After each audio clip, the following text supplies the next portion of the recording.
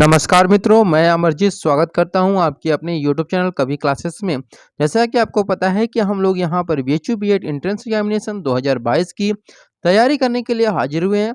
तो आज के इसी तैयारी की कड़ी में आज हम लोग सिलेबस ऑफ लैंग्वेज यानी कि जो भी अभ्यर्थी बीएचयू बीएड एंट्रेंस एग्जामिनेशन की तैयारी कर रहे हैं और लैंग्वेज ग्रुप से उन्होंने फॉर्म भरा है, तो उसमें आपको सिलेबस मालूम होना चाहिए। तो लैंग्वेज ग्रुप में तीन सब्जेक्ट आते हैं।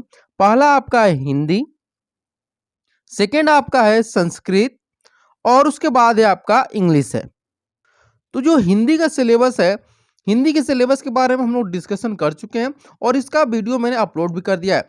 इस वीडियो के एंड में आप लोग जो हिंदी का सिलेबस है उस वीडियो उसको भी देख सकते हैं, ठीक है। तो आज हम लोग इस सेशन में संस्कृत का जो सिलेबस है, संस्कृत के सिलेबस को डिटेल में हम लोग इंग्लिश के सिलेबस को इस वीडियो में हम लोग डिटेल में समझेंगे कि इंग्लिश में कौन से ऐसे टॉपिक महत्वपूर्ण हैं जिनको कि हम लोग को पढ़ना है और जो कि 2021 के एनटीए के जो एंट्रेंस एग्जामिनेशन हुआ था उसमें वो प्रश्न आए हुए थे। तो इन्हीं सारी चीज़ों को विश्लेषण करने के बाद आपका यह इंग्लिश का सिलेबस तैयार किया गया है, जिसे आप लोग बहुत ही बारीक और सटीक रूप से देखेंगे। तो चलिए शुरू करते हैं आज अपने सेशन को।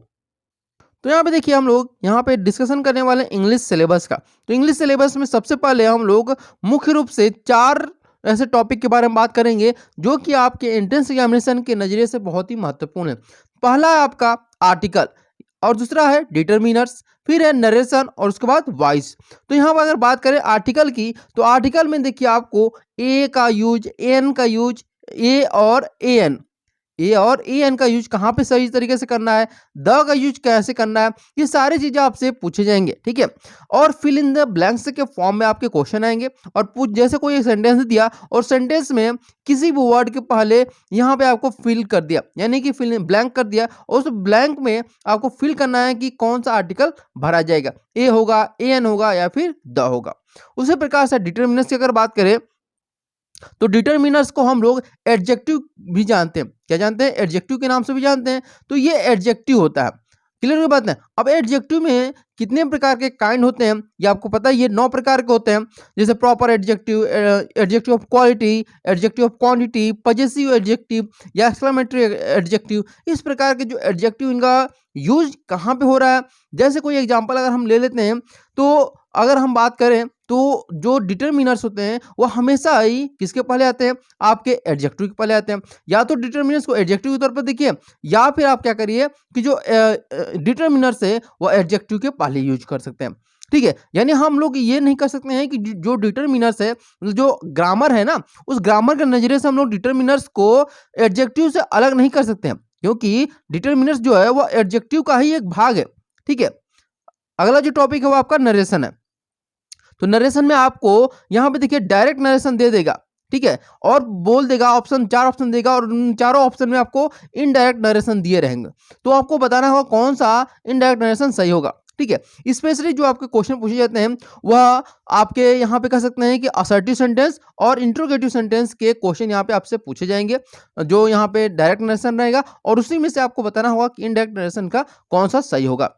उसके बाद बात करें तो वॉइस। तो वॉइस में यहाँ पे आपका एक्टिव वॉइस और पैसिव वॉइस, इनसे क्वेश्चन आपके पूछे जाएंगे। अगर बात करें कि एक्टिव और पैसिव से किस प्रकार क्वेश्चन आएंगे, तो देखिए यहाँ पे एक्टिव वॉइस में क्या होगा कि कोई भी आपको एक सेंटेंस दे देगा, चाहे वह मान लीजिए दे दिया आपको इंपरेटिव सेंटेंस का कि ओपन द डोर, ठीक है, एग्जाम्पल दे दिया कि ओपन द डोर और यहाँ पे 4 ऑप्शन दे देगा आपको कि बताइए कि इसका जो है ओपन द डोर का सही पजेसिव वॉइस क्या होगा, सॉरी पैसिव वॉइस क्या होगा। तो ये पैसिव वॉइस कौन सा होगा, ये आपको उस ऑप्शन में से आपको सही तरीके से बताना होगा। तो इन सब चीज़ों के बारे में हम लोग डिस्कशन करेंगे। आगे जो भी क्लासेस हम लोग की रहेंगी वो लाइव क्लासेस रहेंगी आपके यूट्यूब चैनल कभी क्लासेस पर, तो आप लोग जुड़े रहिए हमारे यूट्यूब के साथ। अगला टॉपिक आपका है वह है आपका प्रीपोजिशन, यानी प्रीपोजिशन जो कि हम लोग कह सकते हैं कि प्रीपोजिशन में कहाँ पे यूज किया जाता है। जैसे अगर हम बात करें जो टिपिकली पोजिशन होता है प्रीपोजिशन का, वह कैसे होता है और कहाँ पे होता है। अगर हम बात करें कि प्रीपोजिशन में सिंपल प्रीपोजिशन का यूज कहाँ करते हैं, ठीक है, कौन सा सिंपल प्रीपोजिशन, या फिर आपसे फ्रेजल प्रीपोजिशन हो गया पूछ देगा, या फिर कंपाउंड प्रीपोजिशन, या फिर पार्टिसिपल प्रीपोजिशन। तो इन सभी प्रीपोजिशन का यूज कैसे करते हैं फिल इन द ब्लैंक्स के रूप में, या फिर आपका वर्ड पूछ देगा या फिर सेंटेंस दे देगा और उसी में से आपको यहाँ प्रीपोजिशन बताना होगा। अब यहाँ पे हम लोग यहाँ बात करते हैं कंजंक्शन की। तो कंजंक्शन किस प्रकार क्वेश्चन पूछेगा ये आपको बता दें।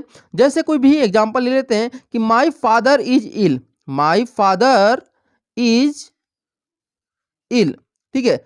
अब यहाँ आपको बताना है इसके साथ एक और सेंटेंस जोड़ देगा, कोई भी सेंटेंस, जैसे माय वाइफ इज इल, ठीक है। तो माय फादर इज इल और माय वाइफ इज इल, अब इन दोनों में कौन सा कंजंक्शन का यूज होगा ये आपको बताना है। यानी कि कनेक्टर वर्ड जिसको हम लोग बोलते हैं, जो कनेक्टिंग वर्ड होता है उसी को हम लोग कंजंक्शन बोलते हैं। तो दो सेंटेंस को जो जोड़ने वाला होता है, बट हो गया, बोथ हो गया, बोथ एंड हो गया, नीदर नॉर हो गया, इधर और हो गया, या फिर सच दैट हो गया, हार्डली वेन हो गया, not only but also, neither nor, so that, no sooner than. इस प्रकार के जो कंजंक्शन है उनका हम लोग यूज जो होता है दो या दो से जब ज्यादा हम लोग सेंटेंस दिया रहेगा और उसको ऐड करने के लिए बोलेगा और बोलेगा कौन सा यहाँ पे जो कंजंक्शन है वो सही तरीके से मतलब आपका ऑप्शन सही हो रहा है, ठीक है।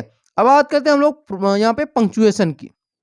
इसके बाद देखिए पंक्चुएशन आपका है, पंक्चुएशन में जैसे कॉमा कहाँ यूज करते हैं सही तरीके से, ठीक है, या फिर फुल स्टॉप कहाँ लगाते हैं, या फिर कोलन का यूज कहाँ पे करते हैं, सेमी कोलन का यूज कहाँ पे करते हैं, इन सभी चीज़ों के बारे में हम लोग इसमें जानकारी हासिल करेंगे। इसके बाद है आपका स्पेलिंग ऑफ रूल्स, यानी कि जो स्पेलिंग होती है उनकी क्या रूल्स है ये बारे में बात करेंगे। जैसे आप लोग हमेशा आप लोग पढ़े होंगे कॉन्टिन्यूअस टेंस, तो उस कॉन्टिन्यूअस टेंस में आप लोग क्या करते होंगे कि वर्ब में आईएनजी लगाते हैं, ठीक है। जैसे कोई वर्ड हो गया रन, अब रन में जब हमें आईएनजी जोड़ना होगा तो ये इसमें हम लोग क्या करते हैं कि एन यानी डबल आईएनजी हो जाता है, ठीक है, रनिंग हो जाता है। क्या होता है आपका रनिंग हो जाता है। तो ये आपका जो रनिंग होगा इसमें डबल एन आ जा रहा है। तो ये डबल एन जो है यानी कि एन कैसे, ये रूल क्या होते हैं उन रूल के बारे में आपसे पूछा जाएगा, ठीक है। या फिर आपसे क्वेश्चन कोई भी दे दिया, कोई भी ऑप्शन एक वर्ड दे देगा और बोलेगा बताइए कि इसमें कौन सा स्पेलिंग का रूल लागू हुआ है ये आपको बताना है, ठीक है। तो यही सारी चीजें आपसे पूछे जाएंगे। अगला टॉपिक आपका है यहाँ पर सेंटेंस ऑफ स्ट्रक्चर, यानी कि जो सेंटेंस का स्ट्रक्चर होता है वो किस प्रकार से होता है। जैसे अगर हम कोई भी पॉजिटिव सेंटेंस का बात करें तो सबसे पहले सब्जेक्ट आते हैं, उसके बाद आपका यहाँ पे क्या होता है वर्ब आता है, फिर यहाँ पे ऑब्जेक्ट आता है, यही होता है ना एसवीओ, ठीक है। तो एसवीओ को कौन फॉलो कर रहा है कौन नहीं कर रहा है, यही वर्ब में दो भागों में भी डिवाइड हो जाता है, आपका हेल्पिंग वर्ब हो जाता है और उसके बाद मेन वर्ब हो जाता है। तो ये कौन सा आपका सेंटेंस इस नियम को फॉलो कर रहा है कि नहीं कर रहा है, उसी पर आधारित आपके क्वेश्चन भी आएंगे। अब देखिए अगला टॉपिक आपका है वह है फ्रेजल वर्ब। फ्रेजल वर्ब क्या होता है, तो ये देखिए फ्रेजल वर्ब का मतलब होता है कि वर्ब के साथ क्या होता है, वर्ब के साथ एडवर्ब को ऐड कर दिया जाए, ठीक है। वर्ब के साथ जब एडवर्ब को ऐड किया जाता है उसी को हम लोग फ्रेजल वर्ब के नाम से जानते हैं, ठीक है। अब इसमें क्या होता है कुछ वर्ब जो होते हैं ट्रांजिटिव फ्रेजल वर्ब्स के नाम से भी जानते हैं। जैसे हम लोग कोई वर्ड बोल दिए कि पुट ऑफ, क्या हो गया पुट ऑफ, ठीक है। तो यहाँ पे देखिए जो वर्ब है और ये वर्ब हो गया पुट और ऑफ जो हो गया वह एडवर्ब हो गया। तो इस प्रकार से फ्रेजल वर्ब का हम लोग यूज कैसे करेंगे इनके बारे में हम लोग मतलब यहाँ पे जो क्वेश्चन होंगे उनको हम सटीक तरीके से पढ़ेंगे। अगला जो है आपका स्पॉटिंग एरर्स। स्पॉटिंग एरर की अगर बात करें हम, देखिए स्पॉटिंग एरर में किस प्रकार के क्वेश्चन पूछे थे, एकदम सिंपल सा आपसे क्वेश्चन पूछेगा और बताना होगा कि कौन सा ऑप्शन में आपका ऑप्शन ये जो है एरर है। जैसे कोई भी एग्जांपल हम ले लेते हैं कि मान लेते हैं कोई एग्जांपल है, पहला है यहाँ पे आपका कि द मैन, क्या दिया है द मैन, ठीक है, ये पहला हो गया। दूसरा जो हो गया वो हो गया आपका इज, क्या हो गया इज। तीसरा हो गया यहाँ पर ए, क्या हो गया ए। चौथा हो गया आपका सोशल एनिमल, क्या होता है आपका सोशल, यहाँ पे सोशल एनिमल। आपको बताना होगा कि इन चारों में कौन सा गलत है, यानी कौन सा एरर है, किस में एरर है, किस पार्ट में एरर है, यही आपका स्पॉटिंग एरर होता है, ठीक है। यानी कि आपको चार ऑप्शन देगा और इनमें बताना होगा कि किस में गलती है, उसी को आपको यहाँ पे सही करके आपका आंसर सबमिट करना होता है, ठीक है। समझ गए होंगे इसको कि स्पॉटिंग एरर क्या होता है। इसके बाद आपका करेक्ट सेंटेंस भी आता है, जिससे कि आपके क्वेश्चन बहुत अच्छे तरीके से बनते हैं। फिर है आपका वर्ड पावर। वर्ड पावर का मतलब होता है कि कोई भी वर्ड दे देगा और उसका हिंदी पूछ देगा। जैसे एंटोनिम्स का पूछ दिया है कि एंटोनिम्स का बताइए अर्थ क्या होता है, ठीक है। तो इसी प्रकार क्वेश्चन पूछे जाएंगे। एंटोनिम्स यानी कि आपके विलोम शब्द, सिनोनिम्स यानी कि जो पर्यायवाची शब्द होते हैं वो पूछे जाएंगे आपके। उसके बाद है वन वर्ड सब्स्टिट्यूशन, जैसे कि अनेक वर्ड जो वाक्य होते हैं उनके लिए एक शब्द पूछ बताया जाता है, ठीक है। जो मृत्यु को न प्राप्त हो, ठीक है, उसे हम लोग क्या बोलते हैं, अमर बोलते हैं। तो इसी प्रकार के क्वेश्चन आपसे इंग्लिश में पूछे जाएंगे। होमोफोन्स पूछे जाएंगे। उसके बाद वर्ब यानी क्रिया से संबंधित क्वेश्चन भी आपके आने वाले हैं। मुझे उम्मीद है आप लोगों को ये सारी चीजें क्लियर हो चुकी होंगी।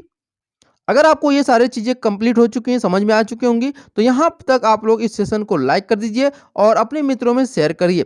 और इससे संबंधित यानी इस सिलेबस से संबंधित कोई भी आपको कन्फ्यूजन हो तो कमेंट बॉक्स में जरूर कमेंट करिएगा, आपके सभी प्रश्नों के जवाब दिए जाएंगे। तब मिलते हैं अगले वीडियो में एक नए टॉपिक के साथ। Thank you so much for watching this video.